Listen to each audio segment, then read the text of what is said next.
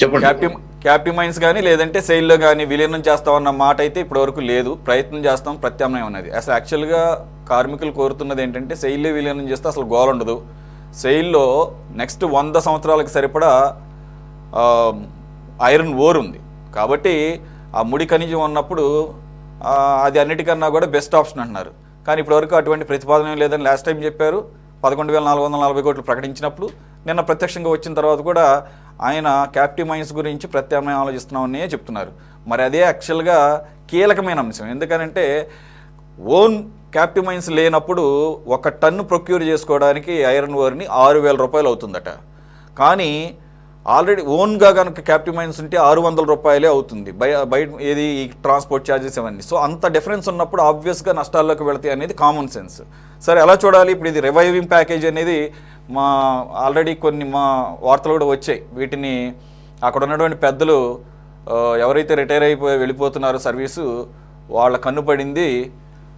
జూలైలో స్టార్ట్ చేయాల్సినటువంటి 3వ బ్లాస్ట్ ఫర్నేస్కి సంబంధించిన రా మెటీరియల్ ఇప్పటి నుంచి ప్రొక్యూర్ చేయడానికి, దానిలో కమిషన్లు కొట్టేయడానికి రంగం సిద్ధం చేస్తున్నారన్న విమర్శలు కూడా ఉన్నాయి. ఏం చెప్తారు సార్?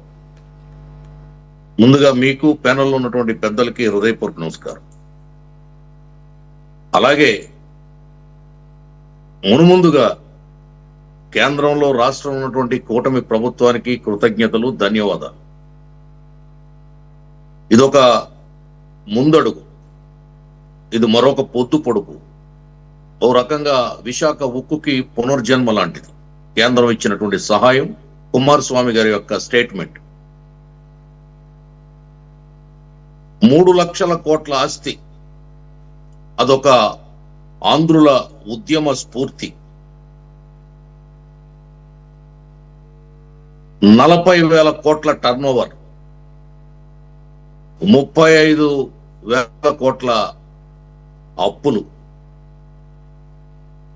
వీటన్నిటితో సతమతం అవుతున్నటువంటి విశాఖ ఉక్కుకి మళ్ళీ ప్రాణవాయువు ఊదినట్టుగా వేళ ఇక్కడ ఉన్నటువంటి కూటమి ప్రభుత్వం, కేంద్రంలో ఉన్నటువంటి కూటమి ప్రభుత్వం ఒక శుభవార్తని ఇవ్వడం జరిగింది. దీన్ని అందరూ హర్షిస్తున్నారు, ఆమోదిస్తున్నారు. అయితే భవితవ్యం ఏంటి? ఏ విధంగా మళ్ళీ ఈ ఉక్కు ముందుకెళ్తుంది? ఫ్యాక్టరీ ఏ విధంగా మళ్ళీ లాభాలను బాట పడుతుంది? భవిష్యత్తులో అనేక మందికి అన్నం పెడుతుందనే విషయాన్ని అందరూ చర్చించుకుంటున్నారు. సెయిల్లో విలీనమా, రా మెటీరియల్ గనుల్ని కేటాయించడమా అనే ఆలోచన, అనేక రకాల ప్రత్యామ్నాయ ఆలోచనలు అక్కడ కేంద్రం, ఇక్కడ రాష్ట్రం కూడా చేస్తుంది. తుదిగా వాళ్ళు ఏ నిర్ణయం తీసుకుంటారనేది మనం వేచి చూడాలి. ముందుగానే మనం ఊహించలేదు. మొత్తానికి ఈ పరిశ్రమ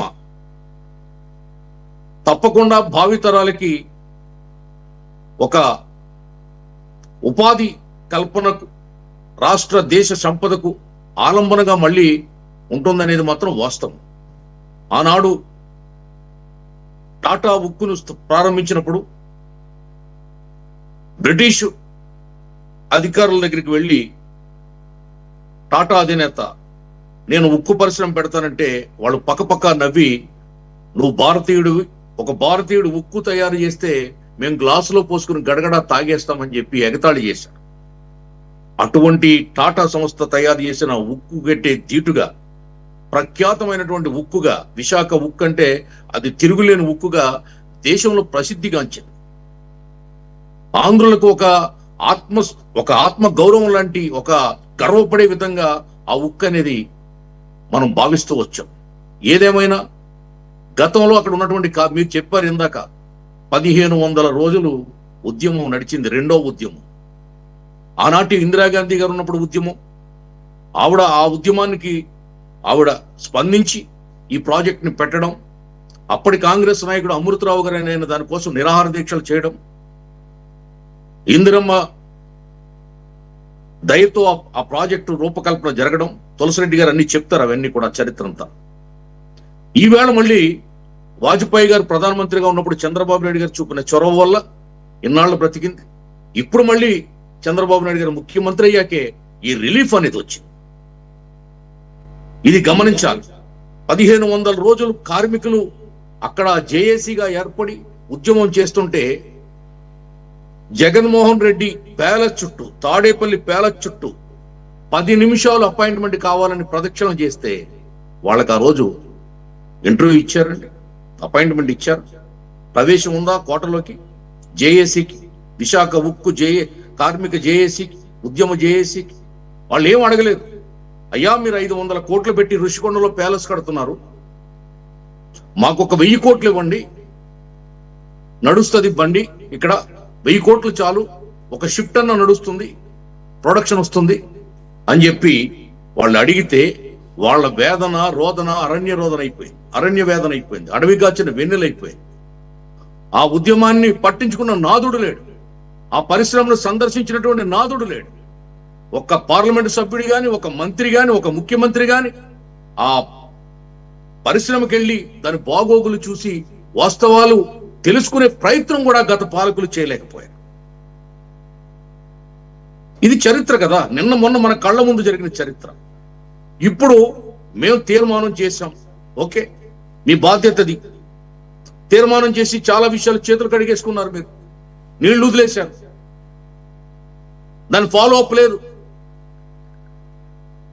మేము ఢిల్లీ పోయి సార్ అంటాం, అంతకంటే మేమేం చేయలేం, మా చేతుల్లో ఏమీ లేదని మీ చేతులు ఎత్తేశారు, ఓకే, అది చూసాం. ఏదేమైనా ఈవేళ కూటమి ప్రభుత్వం ఏర్పడిన తర్వాత ఈ కొత్త అవకాశం వచ్చింది కాబట్టి దీన్ని వినియోగించుకునే బాధ్యత అక్కడ కార్మిక సంఘాలు తీసుకోవాలి, ఉద్యోగ ఆ అధికారులు ఎవరైతే ఉన్నారో వాళ్ళు తీసుకోవాలి.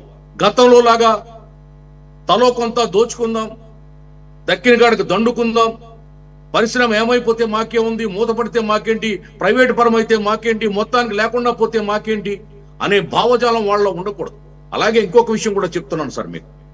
ఇటీవల జగన్మోహన్ రెడ్డి గారి దగ్గర చీఫ్ సెక్రటరీగా పనిచేసినటువంటి సుబ్రహ్మణ్యం గారు, రిటైర్డ్ ఐఏఎస్, ఒక ఛానల్కి ఇంటర్వ్యూ ఇచ్చారు. ఆ ఇంటర్వ్యూలో క్లియర్గా చెప్పాడు ఆయన, జగన్మోహన్ రెడ్డి గారు ఉక్కు పరిశ్రమను లేపేసి అక్కడ రాజధాని నిర్మిస్తే బాగుంటుంది కదా అని చెప్పి ప్రపోజల్ పెట్టాడు. నేను వ్యతిరేకించాను, అందుకే నన్ను అక్కడి నుంచి మెడపెట్టి గంటేశారని చెప్పాడు. దీనికి ఏమంటారు?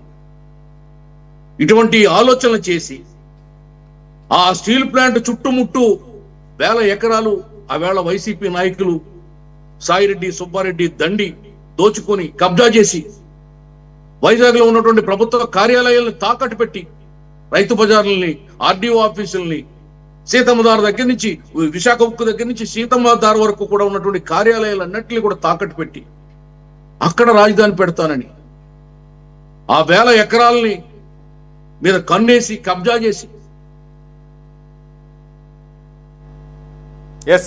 ఆలోచన చేశారంటే, కుటిల ప్రయత్నం చేశారంటే, కుతంత్రం పన్నారంటే నిజంగా రాష్ట్ర శ్రేయస్సు అది. నేను కూడా ఆ ఇంటర్వ్యూ నేను విన్నాను. ఆయన ఎల్వి సుబ్రహ్మణ్యం గారు ఆయనతో మాట్లాడుతున్నప్పుడు అన్న అంటారట, అన్న ఎన్ని ఎకరాలు ఉంటుందంటే 33,000 ఎకరాలు ఉంటుందంటే, అబ్బా కరెక్ట్గా మనకి అమరావతి లాగానే కరెక్ట్గా సరిపోతుంది, రాజధాని కడితే ఎలా ఉంటుంది, ఇది ఎలాగో ఇప్పుడు మూసేద్దాం అంటున్నారు కదా అని చెప్పేసి అంటే ఆయన ఒక్కసారిగా అవాక్కయ్యి షాక్ అయ్యి, అదేంటన్న అలా అంటారు అని అంటే, అట్లెట్లా కుదురుతుందని అంటే, నువ్వు అంతే అన్న ప్రతిదానికి ఇలా అడ్డం పడుతుంటావు అని చెప్పేసి ఆయనకి చివాట్లు పెట్టాడంట. రైట్, అది ఇప్పుడు ఎల్వి సుబ్రహ్మణ్యం గారు చీఫ్ సెక్రటరీగా ఉన్నప్పుడు ఆయన అనుభవాలు చెప్పాడు. ఒకవేళ అదే తప్పు అయితే వైసీపీ శ్రేణులు ఖండించాలి. ఇప్పటివరకు ఖండించలేదు నాకు తెలిసినంత వరకు. ఎల్వి సుబ్రహ్మణ్యం గారు అబద్ధాలు చెప్తారని ఎవరు అనుకోరు, ఎందుకనంటే సీఎస్ స్థాయిలో పనిచేసిన వాళ్ళు తర్వాత వచ్చేసి ఇలా చెప్తారని చెప్పేసి అనుకోవడానికి లేదు.